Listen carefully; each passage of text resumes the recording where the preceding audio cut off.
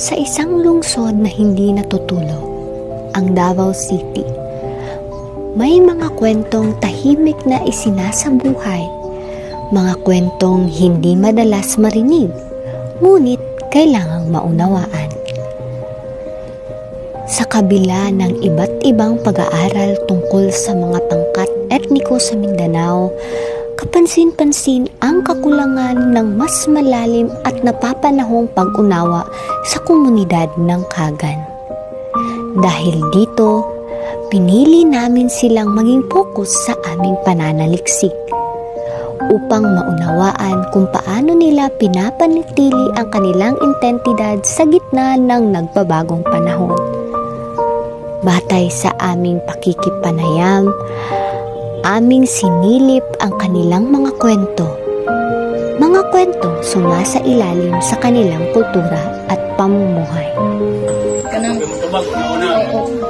Tundong mag-reso ka ng babaya, may mailan ni mo nga sila Kagan mo sila.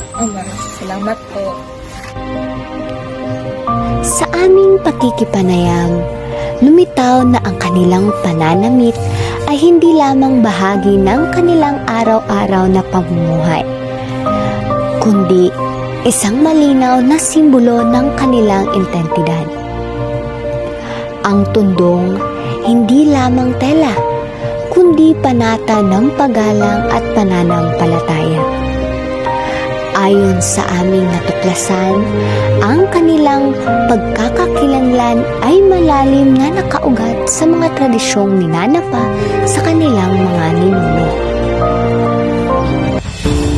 Sa aming pakikipanayam, ibinahagi ng mga respondente ang ilang mahigpit na kaugalian noon, kung saan ang dangal at kaayusan ng komunidad ay mahigpit na pinangangalagaan.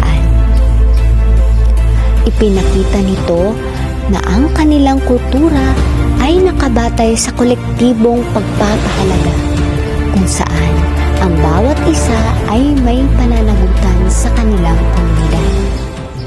Ngayon, unting-unting nagbago ang lahat.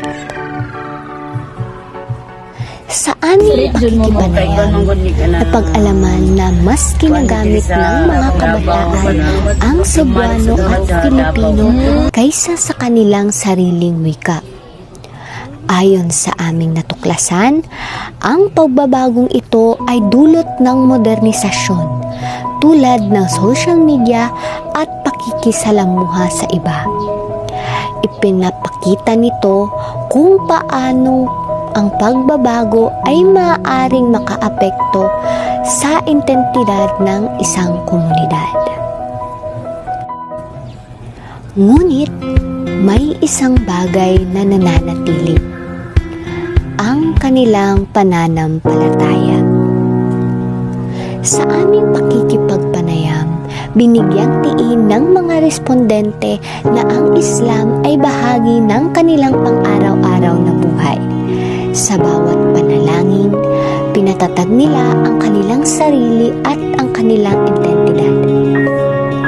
Ayon sa aming natuklasan, ang kanilang pananampalataya ang nagsisilbing pundasyon sa gitna ng pagbabago. Ngunit, kasabay ng pagbabago ay ang pangamba na baka makalimutan ng susunod na henerasyon kung sino sila. Isang pahayag ng paninindigan na sa kabila ng lahat, mananatili ang kanilang kultura. Sa bawat tundong na kanilang isinusuot, may mga kwento ng pagkakakilanlan. Sa bawat panalangin, may lakas ng pananampalataya. Sa gitna ng pagbabago, ang kultura ng Kagan ay patuloy na nabubuhay. Tahimik, ngunit matatag.